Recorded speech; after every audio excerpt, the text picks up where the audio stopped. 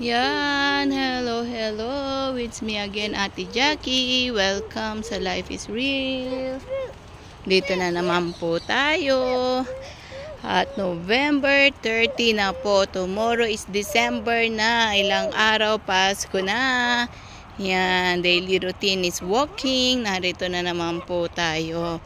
So, salamat, no? Thanksgiving lang tayo kasi napakabuti ng ating God.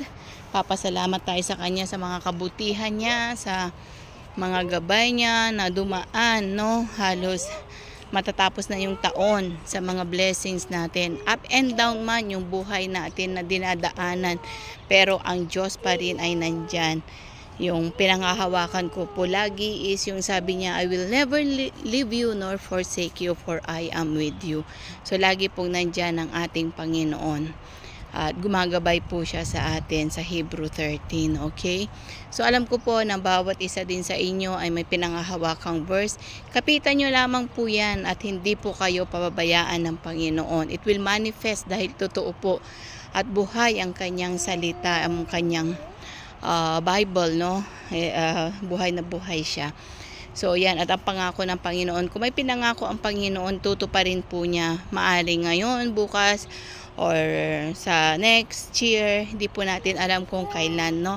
Yung perfect time po ng Panginoon ay ibibigay po niya yan at ialay niya. So be patient lang po to wait kasi talagang inaayos niya yan at ibibigay niya yan para po sa atin. Kung paano din na nangako siya sa mga ninuno natin, di ba, kay Abraham, kanila Moises, ganun din. We are serving same God na hindi nagbabago, no? Nagbago man ang panahon, magbago man ang mga tao, pero ang Diyos hindi po nagbabago at tapat po siya.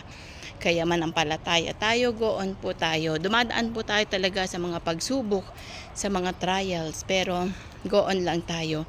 Kasi nandyan po ang ating Panginoon at hindi po niya tayo iiwanan ni pababayaan. So muli po, shalom, shalom. May the Lord God bless you and bye for now.